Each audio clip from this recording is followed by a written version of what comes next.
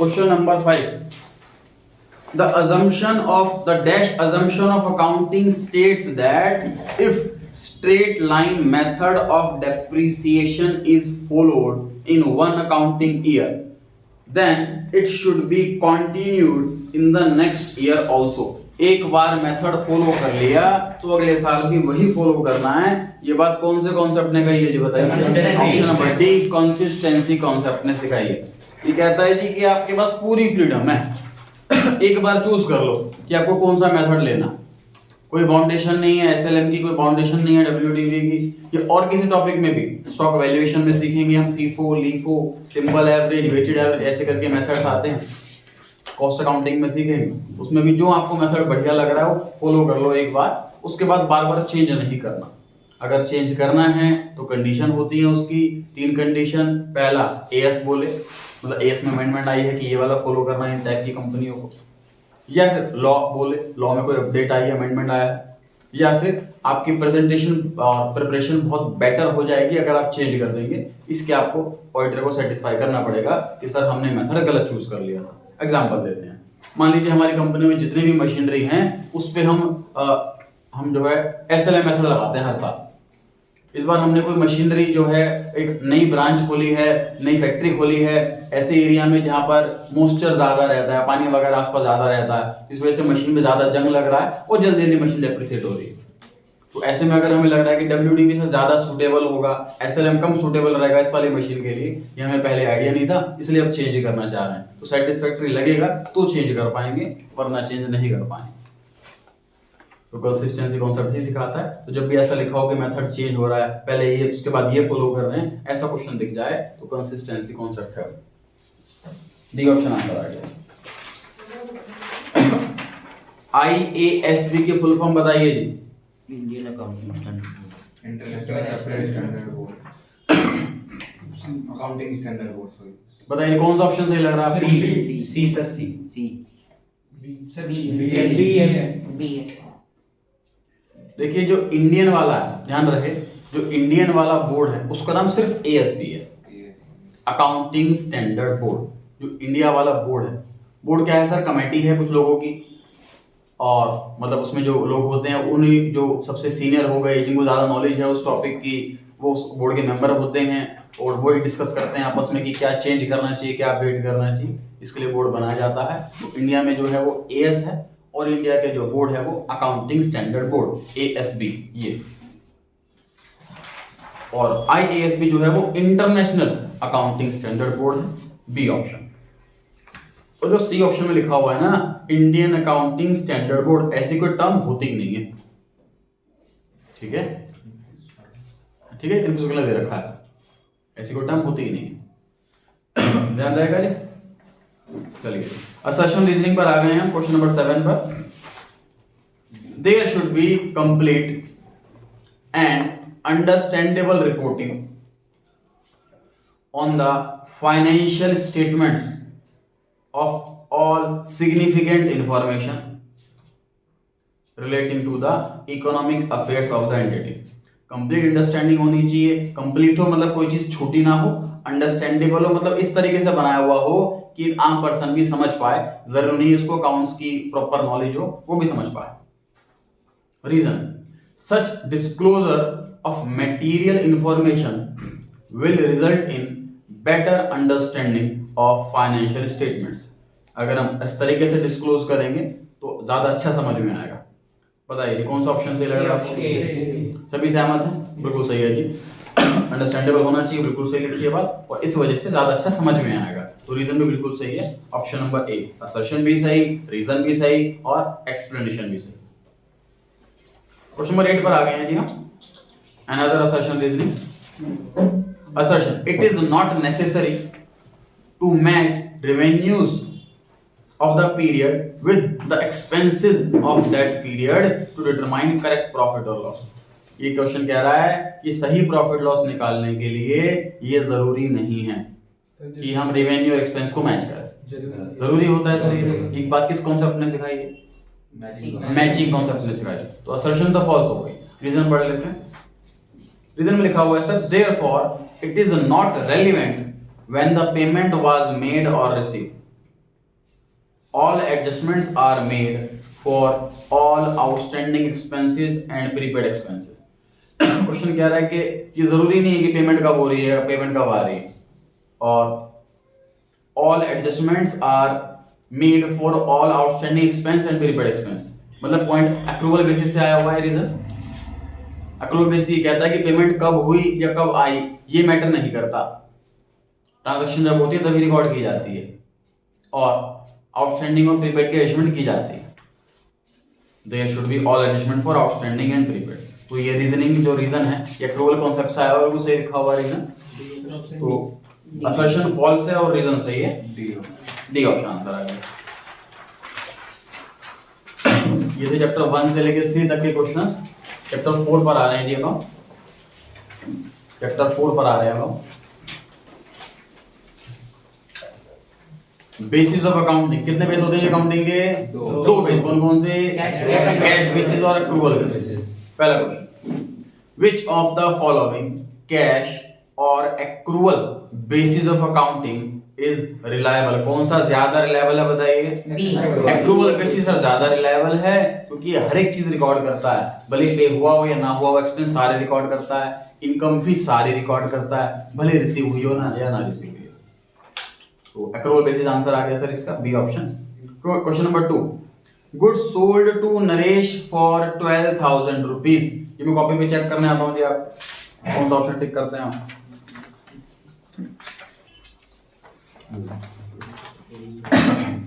Sir good sold to Naresh इतना लिखा हुआ है तो डिस्कस करते हैं. इसकी जनरल एंट्री बताइए मेरे को. Naresh debit to sales account. Originally किस जगह पर रिकॉर्ड करोगे? सेल्स बुक में. तो ये रिकॉर्ड होगी या नहीं होगी ये डिपेंड करता है सर अकाउंटिंग कौन सी यूज कर रहे हैं, बेस कौन सा यूज कर रहे हैं, अक्रूवल या कैश. अगर हम कैश बेस फॉलो कर रहे हैं तो उसको रिकॉर्ड ही नहीं करेंगे क्योंकि कैश आया ही नहीं ना गया. अक्रूवल बेस फॉलो कर रहे हैं तो रिकॉर्ड करें क्योंकि ट्रांजैक्शन तो हो गई. तो अक्रूवल बेसिस आंसर है सर इसका ए ऑप्शन. क्वेश्चन नंबर 3 पर आ गई जी. कंपनी एक्ट चेक करने आ रहा हूं फिर से मैं. क्वेश्चन नंबर 3 का आंसर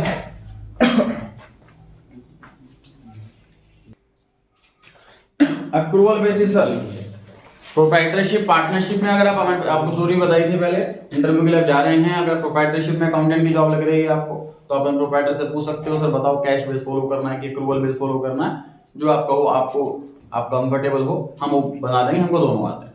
इस तरह से आपको जॉब लगती है पार्टनरशिप फॉर्म में तो आप सेम क्वेश्चन करोगे अपने बॉस से पार्टनर से कि कैश बेस फॉलो करें या अक्रूवल बेस फॉलो करें, आप बताइए. हमें दोनों आते हैं, कोई सा भी फॉलो कर सकते हैं.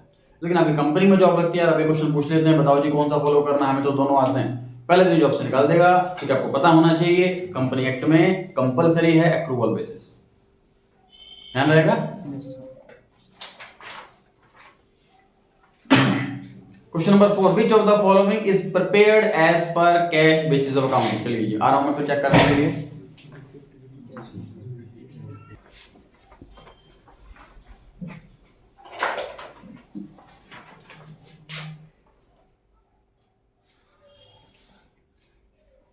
Cash flow statement,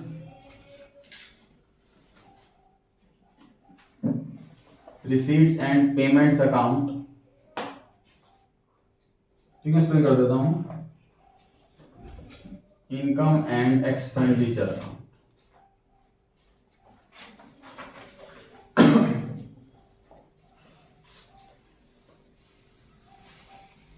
it's a summary of cash book. It is also a summary of cash book.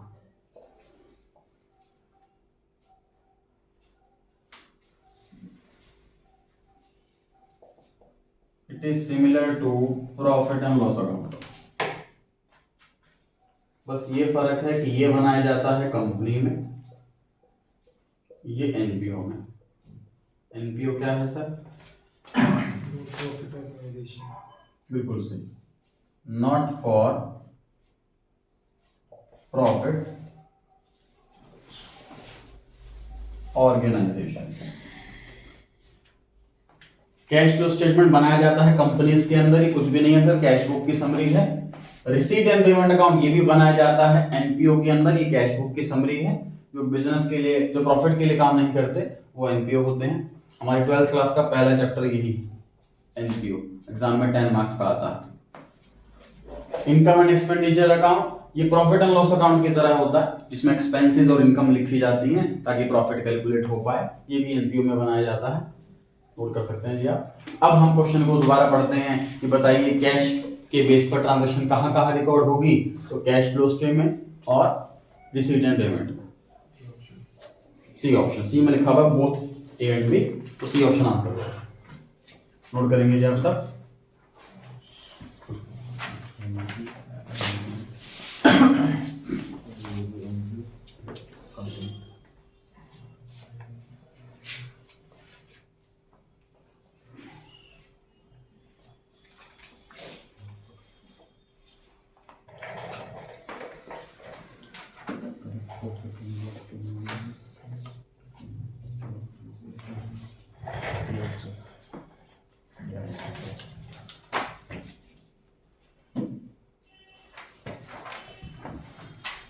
Question number 5 का आंसर चेक करने आ रहा हूं सर, मैं नोट कर लीजिए पहले आप, उसके बाद तसल्ली से आंसर दीजिए। क्वेश्चन 5 में पूछा है करेक्ट प्रॉफिट और लॉस इसमें से किस बेसिस से मिलेगा।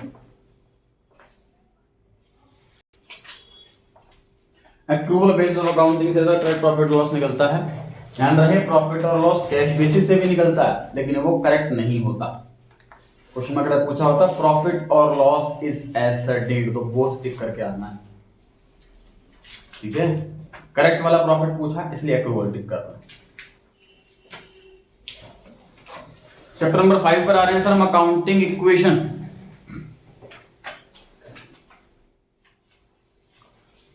पहला क्वेश्चन, लाइबिलिटीज दे रखी हैं 50,000 रुपीज, एसेट्स दे रखी हैं 7,800 रुपीज, तो इनका जो डिफरेंस होगा वो इनमें से क्या हो सकता है। हाँ जी सर, एसेट और लाइबिलिटी में अगर कुछ डिफरेंस होता है तो कैपिटल होता है। Basically asset equals to liability plus capital, तो एसेट और लाइबिलिटी का जो डिफरेंस है वही कैपिटल है। कौन सा ऑप्शन आ गया sir, D option capital. Amount बताएंगे एक बार कितना होगा।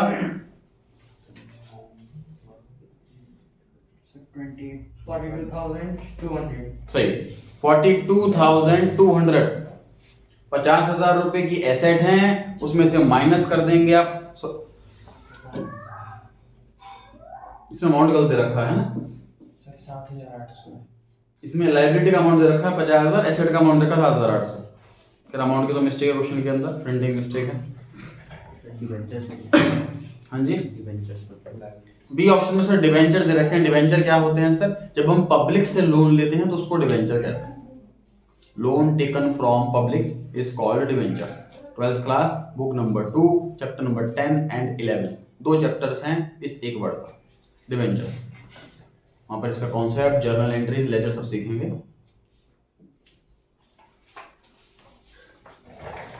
क्वेश्चन नंबर 2 पर आ गए जी वो, bills payable accepted.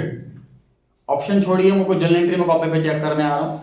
Bills payable accepted, इसकी जर्नल एंट्री क्या होनी चाहिए मैं चेक करने आ रहा हूं, ट्राई कीजिए।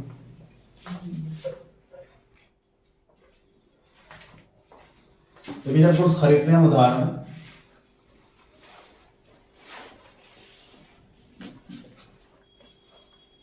Purchases account debit to creditor account. ये जब कुछ खरीदते हैं उधार में, उसके बाद ही बीपी की और बीआर की बात आती है। तो मैंने कुछ उधार में खरीदे हैं, तो जिससे मैंने कुछ खरीदे हैं, अब वो कहता है कि भाई बिल ऑफ एक्सचेंज साइन करके दो।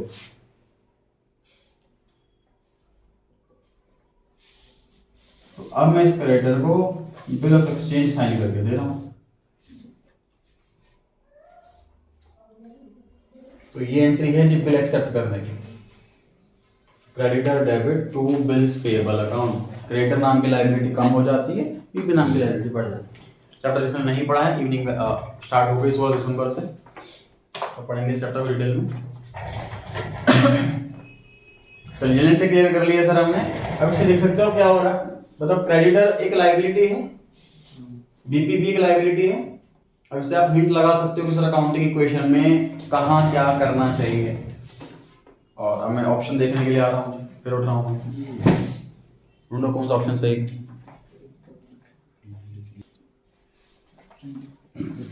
ऑप्शन ए में लिखा हुआ है डिक्रीज इन एसेट। सर यहाँ पर तो कोई एसेट है ही नहीं, ऑप्शन ए तो हो ही नहीं सकता। ऑप्शन बी में लिखा है decrease in owners equity. Owners equity का मतलब कैपिटल होता है सर, कैपिटल में तो कोई चेंज नहीं है यहाँ पर। Option number C increase in asset. Asset तो कहीं है ही नहीं यहाँ पर। Option number D increase in asset. Asset तो कोई है नहीं यहाँ पर। चार ऑप्शन गलत हैं। लिख लीजिए आंसर सही क्या है, increase in liability comma decrease in liability. Concept हमें इतने स्ट्रॉन्ग करने हैं, इतना कॉन्फिडेंस हो हमें कि हम क्वेश्चन को चैलेंज कर सके। सर मुझे कॉन्फिडेंट है क्वेश्चन गलत है, मुझे अपने आंसर में इतना कॉन्फिडेंस है। हम अवेलेबल ऑप्शन में से ना ढूंढे कि हमारा आंसर क्या है। Increase in liability comma decrease in liability. Exam में कभी ऐसा होता है तो आपको कोई ना कोई ऑप्शन टिक करके आना है जो आधा अधूरा सिमिलर हो, जैसे इंक्रीज इन लायबिलिटी और डिक्रीज इन लायबिलिटी, ये हमारा आंसर। ऑप्शन नंबर ए में है, जो सभी में है, इसमें तो खैर लायबिलिटी वाला पॉइंट कोई सा भी टिक करके आ सकता है, एग्जाम में आपको पूरे मार्क्स मिले। छोड़ करके नहीं आना ऐसे क्वेश्चन आपको, ठीक है जी, जो आपको रॉन्ग लग रहा है। चलिए थर्ड क्वेश्चन पर आ चुके हैं हम। Conversion of debentures into equity shares will. Concept समझते हैं जी क्या है। देखिए लोन जब हम लेते हैं किसी से, बैंक से लोन लेते हैं मान लीजिए, और लोन चुकाने का टाइम आ रहा है और हमारे पास पैसे हैं नहीं, तो उसका एक तरीका क्या होता है कि दूसरा लोन ले लो, नया लोन लेकर के पुराना लोन चुका दिया। अब नए लोन को चुकाने के लिए फर्दर लंबा टाइम मिल गया। समझ पा रहे हैं आप? Yes sir. अच्छा, डिबेंचर्स मैंने बताया सर, पब्लिक से लोन लेना इसी को डिबेंचर्स कहते हैं। तो उसमें एक ये ऑप्शन भी आता है कंपनी के पास कि जब वो पब्लिक से लोन ले रही है डिबेंचर्स की फॉर्म में, तो उनको ये बात कह देती है कि 10 साल जब बीत जाएंगे, पैसे वापसी करने का टाइम आएगा, तो पैसे वापसी नहीं करेंगे, हम आपको डिबेंचर के बदले में हमारी ही कंपनी के शेयर दे देंगे। इस कंडीशन पर डिबेंचर इशू कर रहे हैं। जिस कंपनी की गुडविल अच्छी है, लेने वाले बहुत ज्यादा हैं, तो वो कंपनी जैसे मेरी टर्म्स कंडीशन रखे, और लोगों को भी फायदा, क्योंकि शेयर की वैल्यू ज्यादा होती है, डिबेंचर की वैल्यू उतनी ही रहती है। अगर एक 100 रुपए का डिबेंचर है तो 10 साल में वो 100 रुपए के आसपास ही रहता है, 10-20 रुपए ऊपर नीचे होता है बस। शेयर में बहुत ज्यादा चेंज आता है, 2 रुपए का शेयर 2000 का हो गया, बहुत ज्यादा चेंज आता है शेयर। तो इन्वेस्टर भी इसलिए मतलब सेटिस्फाइड रहते हैं कि हाँ मैं 100 रुपए का डिबेंचर दूंगा इनको, 10 साल के बाद मुझे इसका कंपनी का शेयर मिल जाएगा। शेयर तब तक शायद 2000 से 5000 का हो गया, बहुत फायदा होगा। ठीक है, तो इस पॉइंट ऑफ व्यू से डिबेंचर एक्सेप्ट कर लेते हैं लोग। खैर अब अकाउंट्स की बात पर आते हैं, ये कॉन्सेप्ट वाली बात हो गई। डिबेंचर को शेयर्स में कन्वर्ट किया जा रहा है। शेयर्स क्या है सर? जो ओनर्स का पैसा है, मतलब मैं प्रोप्राइटरशिप की बात करूं तो कैपिटल है शेयर, प्रोप्राइटरशिप की बात करूं तो कैपिटल है शेयर। एक काम कर सकते हो आप, डिबेंचर्स को अंडरलाइन करके लायबिलिटी लिख दो, और इक्विटी शेयर्स को अंडरलाइन करके लिख लो कैपिटल। क्वेश्चन के अंदर डिबेंचर्स को अंडरलाइन करके लिखो लायबिलिटी, और इक्विटी शेयर्स को अंडरलाइन करके लिखो कैपिटल। अब क्वेश्चन पढ़ो दोबारा से, conversion of liability into capital. हम लायबिलिटी को कैपिटल में कन्वर्ट कर रहे हैं, है ना? ऑप्शन आंसर ना बोले जी, पढ़ ले क्वेश्चन। हम लायबिलिटी को कैपिटल में कन्वर्ट कर रहे हैं। बताइए लायबिलिटी बढ़ेगी कि कम होगी? लायबिलिटी कम हो जाएगी। कैपिटल बढ़ेगी कि कम होगी? कैपिटल बढ़ जाएगी। अब ढूंढ लीजिए कौन सा आंसर सही है। बी ऑप्शन आंसर सही है। लायबिलिटी कम हो रही है और ओनर्स इक्विटी बढ़ रही है।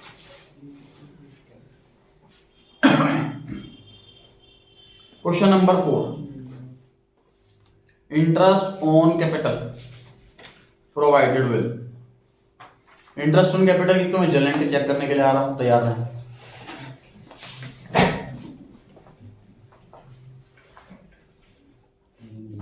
एग्जाम नजदीक है, रिवाइज करके बैठे हैं, डाउट है नहीं, बहुत एंट्री आती है। नॉर्मली जब हम इंटरेस्ट पे करते हैं तो हम ये एंट्री पास करते हैं, interest account debit to cash account, क्योंकि इंटरेस्ट एक्सपेंस होता है, expense increase debit, cash asset decrease debit. अगर हम पर 3-4 लोन है, बैंक से लोन है, किसी और पर्सन से लोन लिया हुआ है, या 2-3 बैंकों से लोन लिया हुआ है, और हम चाहते हैं कि इंटरेस्ट का भी सेपरेट अकाउंट खुले, तो इंटरेस्ट ऑन SBI लोन या इंटरेस्ट ऑन PNB लोन, इस नाम से हम एक्सपेंस के भी सेपरेट अकाउंट ओपन कर सकते हैं। और पेमेंट कर रहे हैं कैश से तो कैश, पेमेंट कर रहे हैं बैंक से तो बैंक। अब हम इस बार कैपिटल पर इंटरेस्ट दे रहे हैं, इस बार इंटरेस्ट ऑन कैपिटल, ये वाले टर्म लिखेंगे डेबिट साइड में, कैपिटल पर इंटरेस्ट दे रहे हैं। दूसरी बात, ओनर को सर कोई पेमेंट कैश में नहीं होती, उसके खाते में डाल देते हैं, उसका खाता हमारा खुला हुआ है कैपिटल के नाम से।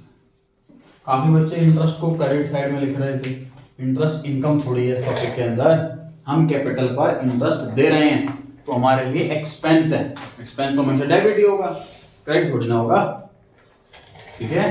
तो ये इसकी जर्नल एंट्री होती है, ध्यान रखेंगे, माइंड में फिट कर लेंगे बात। Interest on capital accounting equation में क्या किया जाता है, कैपिटल में ही प्लस, कैपिटल में ही माइनस, कैपिटल में ही प्लस किया जाता है, कैपिटल में ही माइनस किया जाता है, क्योंकि हमारे बिजनेस के लिए एक्सपेंस है, एक्सपेंस से कैपिटल कम हो जाती है और हमने एंट्री में कैपिटल बढ़ाई है इसलिए कैपिटल प्लस होती है। कौन सा ऑप्शन सही है सर? ए ऑप्शन में लिखा हुआ है decrease in capital increase in owners equity, बिल्कुल सही है सर। इसके साथ एक और टर्म होती है जी interest on drawings. Question number 7 पे आ जाते हैं जी पहले। अगेन मैं जर्नल एंट्री चेक करने आ रहा हूँ, तैयार हो जाएगी सर। इंटरेस्ट ऑन ड्राइंग्स की जर्नल एंट्री।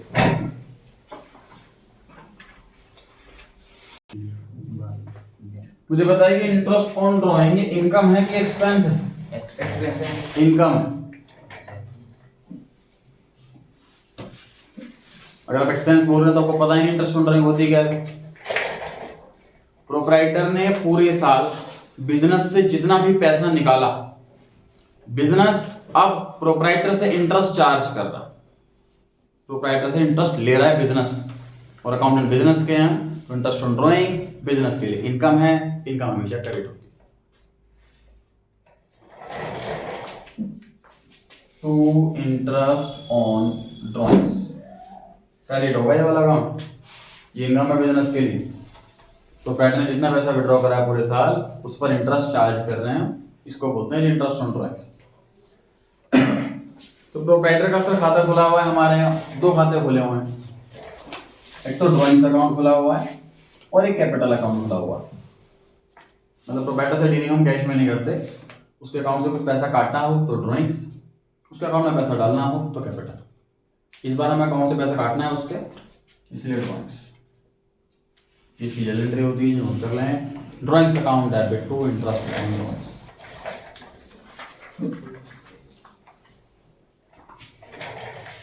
अब अकाउंटिंग इक्वेशन पर आए सर, अकाउंटिंग इक्वेशन में करते क्या है इसके साथ, तो अगेन कैपिटल में ही प्लस, कैपिटल में ही माइनस। इनकम है, इनकम बिजनेस में प्लस होती है, क्या ओनर्स के अकाउंट से पैसा काटना है इसलिए कैपिटल में से माइनस। कौन सा ऑप्शन सही है? सी वाला option, increase in capital and decrease in capital.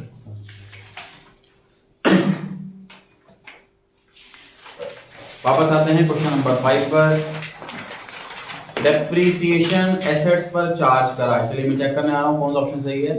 Depreciation लगाया है सर एसेट्स पर, तो अकाउंटिंग इक्वेशन में कहां क्या होना चाहिए डिसाइड कीजिए। बी ऑप्शन, डेप्रिसिएशन मैं तो बोला था, डेप्रिसिएशन चार्ज करा है सर एसेट्स पर, इससे हमारी एसेट्स की वैल्यू कम हो जाती है, इसलिए एसेट डिक्रीज हो जाएगी, और ये बिजनेस के लिए एक्सपेंस होता है इसलिए कैपिटल कम हो जाएगी। Decrease in asset and decrease in capital, B option.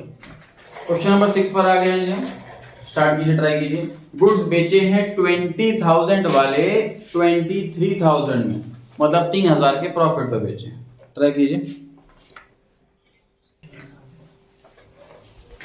चलिए आंसर सही है, डिक्रीज हो जाएगा स्टॉक 20,000 से, क्योंकि स्टॉक बेचने हैं तो स्टॉक कम होगा। कैश इंक्रीज हो जाएगा 23,000 से जो कि हमारा सेलिंग प्राइस है, और कैपिटल इंक्रीज हो जाएगी 3,000 से जो कि हमारा प्रॉफिट है। ऑप्शन नंबर बी बिल्कुल सही है जी। क्वेश्चन नंबर, अच्छा जी 8th क्वेश्चन पर आ गए जी। हम फॉर्मूले वाला क्वेश्चन है,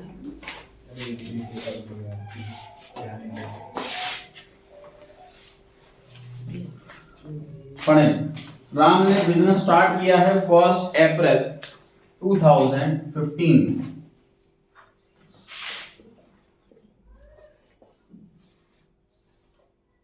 और जो बिजनेस क्लोज हो रहा है 31 मार्च 16 को, साल एंड हो रहा है। क्लोजिंग के टाइम पे एसेट्स गिवन है 5 लाख, लायबिलिटीज गिवन है 2 लाख। इजीली कैपिटल में निकाल सकते हैं हम 3 लाख। एसेट पता है, लायबिलिटी पता है, सेम रेट की। एसेट माइनस लायबिलिटी कैपिटल होता है। हम थ्योरी क्वेश्चन भी कर रहा था, capital is the difference between asset and liability. आगे प्रॉफिट दे रखा है sir 1 lakh. He withdrew 50,000 for private use, मतलब कि ड्राइंग्स दे रखी हैं। ओपनिंग कैपिटल मांगी। तो सर क्लोजिंग कैपिटल कैसे निकलती है याद कीजिए। ओपनिंग कैपिटल में प्रॉफिट ऐड होता है, ड्राइंग्स लेस होती है, तो क्लोजिंग कैपिटल आती है। शुरुआत में जितना पैसा लगाया था, प्रॉफिट की वजह से वो कैपिटल बढ़ जाती है, ड्राइंग्स की वजह से कैपिटल कम हो जाती है। जो बचती है एंड में वो क्लोजिंग कैपिटल होती है। अब इन 4 चीजों में आपके पास ये क्लोजिंग कैपिटल है, प्रॉफिट है, ड्राइंग्स है, ओपनिंग कैपिटल। निकालो फटाफट। आंसर बोले नहीं, करके बैठना है, मैं चेक करने आऊंगा।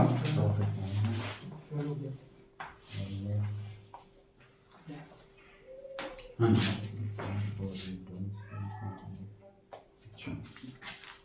ठीक, सही, ठीक, ठीक है। हाँ जी। सर ठीक। क्लोजिंग कैपिटल के लिए लिखते हैं सर 3 लाख। ओपनिंग कैपिटल नहीं पता, प्रॉफिट की जगह 1 लाख, ड्राइंग्स की जगह 50,000।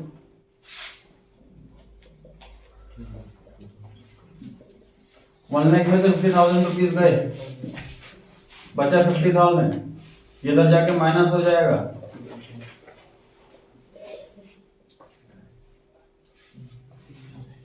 ओपनिंग कैपिटल आ गया sir 2,50,000, option number B. Chapter 5 पे वापस आ जाइए, पहले पिछले पेज पर।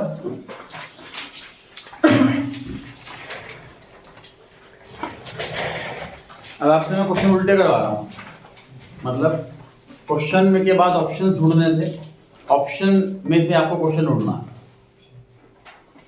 Question number 2, option number A, इसमें लिखा हुआ है डिक्रीज इन एसेट और इंक्रीज इन लायबिलिटी। काम कीजिए, पहले सी ऑप्शन पर आइए, पहले सी ऑप्शन पर आइए। सी ऑप्शन में लिखा हुआ है इंक्रीज इन लायबिलिटी और इंक्रीज इन एसेट। आपको इसके आगे कोई ऐसी ट्रांजैक्शन लिखनी है जिसका आंसर ये बने। कोई एक ऐसी ट्रांजैक्शन सोचो इसका इफेक्ट यही पड़ेगा, एक लायबिलिटी बढ़ेगी और एक एसेट बढ़ेगा। सोचिए ट्रांजैक्शन, सोचिए।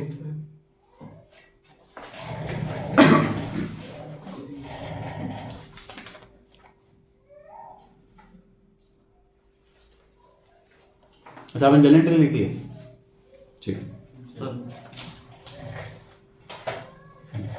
जनरल एंट्री नहीं, ट्रांजैक्शन लिखें।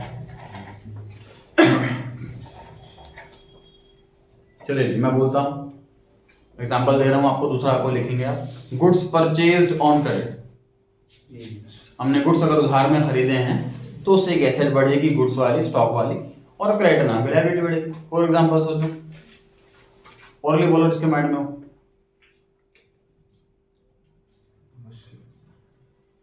बोलिए। बिल्डिंग क्रेडिट पे, बिल्डिंग खरीदी है सर उधार में हमने, एसेट बढ़ेगी, लायबिलिटी बढ़ेगी। और सोचिए, लोन लिया है। परफेक्ट है सर, लोन लिया हुआ है सर हमने, लोन नाम की लायबिलिटी बढ़ गई और बैंक बैलेंस बढ़ गया। बिल्कुल करेक्ट है जी। ऑप्शन नंबर ए में लिखा हुआ है एसेट डिक्रीज हो और लायबिलिटी इंक्रीज हो, ऐसा कोई ट्रांजैक्शन ढूंढी। बिल्कुल सही है सर, पर ये इक्वेशन को सेटिस्फाई नहीं कर रहा, ये पॉसिबल ही नहीं। ध्यान से देखिए, asset equals to liability plus capital, ये इक्वल आना चाहिए हमेशा। अगर यहां कुछ प्लस हो रहा है तो यहां भी प्लस होगा, तभी तो इक्वल रहेगा। अगर यहां माइनस हो रहा है तो यहां भी माइनस होगा, तभी तो इक्वल रहेगा। अगर यहां प्लस और यहां माइनस, तो इक्वल कैसे रहेगा? तो ये पॉसिबल ही नहीं है कि एसेट में इंक्रीज हो या एसेट में डिक्रीज और लायबिलिटी में इंक्रीज, ये पॉसिबल ही नहीं है। सोच कर भी देख सकते हैं आप कोई भी ट्रांजैक्शन ऐसी जिसमें ये होता हो, आपको कोई ट्रांजैक्शन नहीं मिलेगी। ठीक है, ऑप्शन नंबर डी में लिखा हुआ है सर एसेट इंक्रीज हो लायबिलिटी डिक्रीज हो, ऐसा कोई ट्रांजैक्शन ढूंढ के बताइए, सोच के बताइए।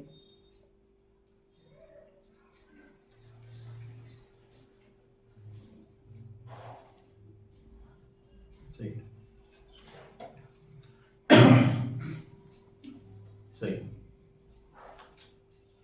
सभी सोचने में लग गए, ये भी पॉसिबल नहीं है। सर क्वेश्चन 2 ही था। इंक्रीज, हाँ जी सर एक क्वेश्चन नंबर ही था भाई, क्वेश्चन नंबर 2 बिल्स पेएबल। समझा नहीं मैं। अलग-अलग क्वेश्चन डी में, ऑप्शन डी में लिखा है इंक्रीज इन एसेट, मतलब एसेट बढ़े, और डिक्रीज इन लायबिलिटी, लायबिलिटी घटे, तो ये भी पॉसिबल नहीं है। दोनों जगह साइन सेम होनी चाहिए। अच्छा बताओ ऐसे पॉसिबल है? Yes sir. क्योंकि यही प्लस यहाँ माइनस, अल्टीमेटली यहाँ पे कोई चेंज नहीं, यहाँ पर भी कोई चेंज नहीं। ऐसा पॉसिबल है? Yes sir. अल्टीमेटली कोई चेंज नहीं इस साइड, अल्टीमेटली कोई चेंज नहीं इस साइड, ऐसा पॉसिबल है? Yes sir. ऐसा पॉसिबल है? No sir. यहाँ पे सिर्फ ये साइड बढ़ रही है, इस साइड में कुछ भी नहीं हो रहा, तो ये पॉसिबल नहीं। ठीक है, दोनों साइड बराबर रहनी चाहिए, ऐसे साइन लगे।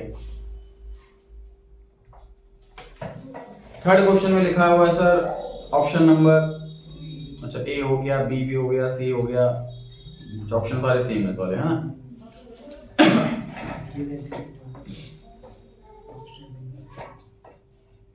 फोर्थ क्वेश्चन का बी ऑप्शन, फोर्थ क्वेश्चन का बी ऑप्शन में लिखा हुआ है कैपिटल बढ़े और एसेट घटे, ऐसा कोई ट्रांजैक्शन सोचो।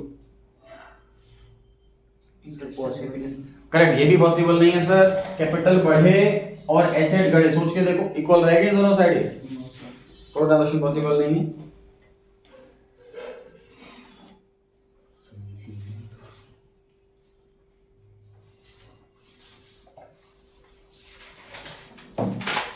तो बी पॉसिबल होगा ना? हाँ जी, बी तो पॉसिबल होगा। हाँ जी, ऊपर वाले क्वेश्चन से रिपीटेड से मेरे को डिस्कस नहीं करा।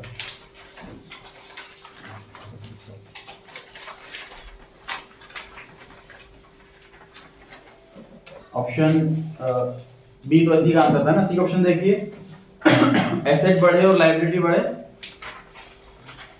हो गया ये डिस्कशन। ये डिस्कस किया था अभी हमने कि गुड्स खरीदे हैं उधार में, या बिल्डिंग खरीदी है उधार में, या लोन लिया है, उसमें एसेट बढ़ेगी, लायबिलिटी दोनों जगह प्लस है, इसलिए पॉसिबल है। एग्जांपल आ रहे हैं, इंक्रीज इन लायबिलिटी और increase in asset, same question हो गया था ना। ऊपर की तरफ। सेवेंथ वाले पे देखते हैं,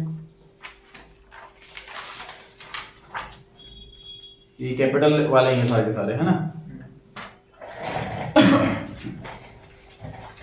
एग्जांपल दीजिए आपके एसेट घटेगा और कैपिटल घटे, एग्जांपल दीजिए। पॉसिबल है कि नहीं, पहले ये बताओ। Yes sir. पॉसिबल है। सर बिल पे करते हैं किस चीज का? Rent account. हाँ जी? Sir machinery depreciation. बिल्कुल सही, डेप्रिसिएशन एग्जांपल है, कोई रिपेयर का कोई बिल पे करा है हमने, उससे कैश कम होगा, कैपिटल कम होगी, कैपिटल एक्सपेंस में से कम हो जाती है, और डेप्रिसिएशन से एसेट कम होगी और कैपिटल कम होगी। अब बताओ पॉसिबल है कि नहीं है? क्योंकि एक दूसरी साइड है, दोनों का प्लस हो रहा है, दोनों इक्वली रहेंगे, पॉसिबल है। started business with cash. बिल्कुल सही सर, पहली ट्रांजैक्शन ये तो होती है, ओनर ने स्टार्ट करा बिजनेस, पैसा लगा, कैश बढ़ेगा, कैपिटल बढ़ेगी। और एग्जांपल बताओ, प्रॉफिट प्रॉफिट। ट्रांजैक्शन बताओ, प्रॉफिट कोई ट्रांजैक्शन है सर परचेस गुड्स, नहीं सर वो बिल्डिंग परचेस कर ली सर, उससे कैपिटल भी। कैपिटल में कोई चेंज नहीं आता उससे, Machinery purchased on cash. Capital में क्या होगा उससे चेंज?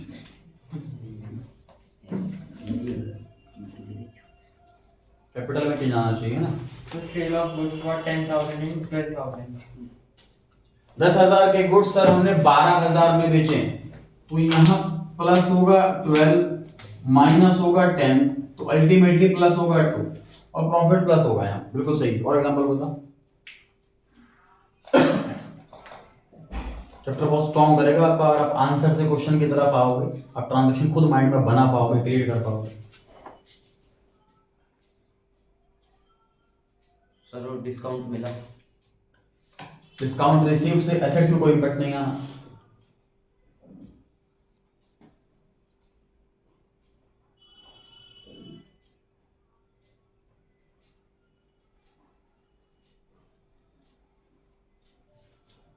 रेंट रिसीव्ड रेवेन्यू होता है, कैपिटल बढ़ेगी और उससे कैश भी मिलेगा, कैश बढ़ेगा। ऐसे जितने भी इनकम है सब प्लस कर सकते हो आप। कमीशन रिसीव्ड, इंटरेस्ट रिसीव्ड, हाँ जी, interest received, commission received, rent received, ठीक है।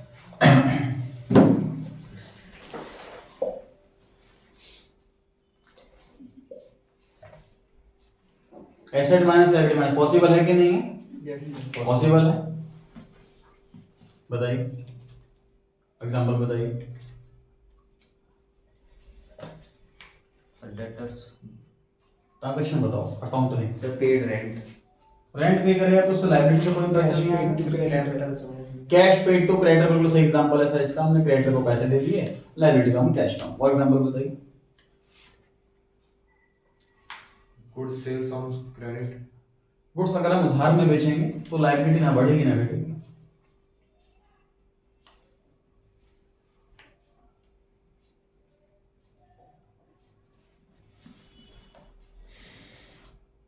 Goods purchased on credit.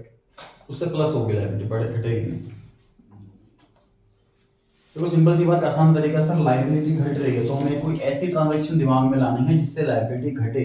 Example creditor को पैसे दे दिए, एग्जांपल बीपी पे कर दिया, एग्जांपल बैंक से लोन लिया हुआ तो वो चुका दिया। लायबिलिटी घटनी चाहिए ना, आपको ऐसा एग्जांपल ढूंढना है, ऐसे सोचो बस। Sir cash account to loan.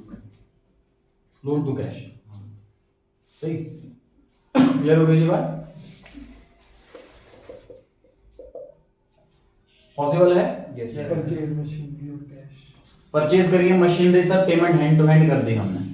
और बताइए एग्जांपल, परचेज छोड़कर एग्जांपल बता। Sale of goods. गुड्स बेचे हैं सर हमने, चाहे कैश में बेचे हो चाहे उधार बेचे हो।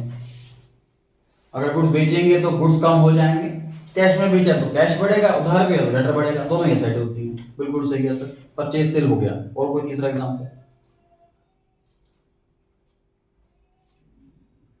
Sale of machinery. सेल हो गया, परचेज सेल हो गया, उसको छोड़ दो। अब है ना मशीन, फिर फर्नीचर, फिर बिल्डिंग, ऐसे बहुत सारे एग्जांपल ऐसे बन जाएंगे। परचेज सेल छोड़ दो, उसके अलावा कोई एग्जांपल बताइए।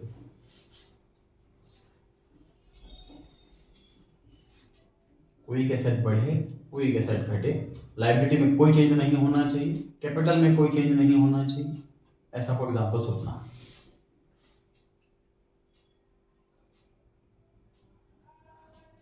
ड्राइंग्स हो सकता है। ड्राइंग से कैपिटल कम हो जाती है, सैलरी पेड। सैलरी एक्सपेंस होता है, कैपिटल कम हो जाती है। और सैलरी पेड से एसेट कैसे बढ़ेगी?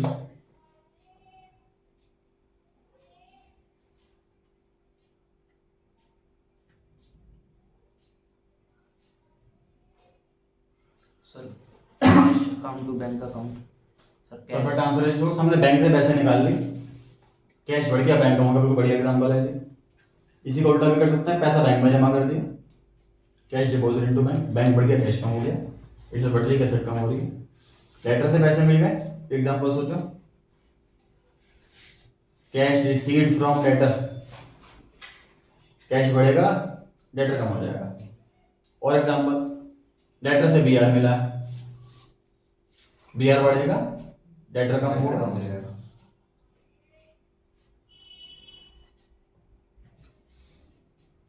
बीआर से पैसा मिल गया, बीआर मैच्योर हो गया, कैश बढ़ेगा और बीआर कम होगा। बीआर बैंक में डिस्काउंट करा लिया, बैंक बढ़ेगा, बीआर कम होगा। तो ट्रांजेक्शन बहुत सारे हैं, आपको बस माइंड लगाना है सही से कि किस किस ट्रांजेक्शन कहाँ का इम्पैक्ट पड़ना चाहिए। ठीक है जी, चलिए आज करते हैं यहाँ तक। चैप्टर 5 तक हो गया सर रिवीजन हमारा, यहाँ तक रिवाइज करके लाएं।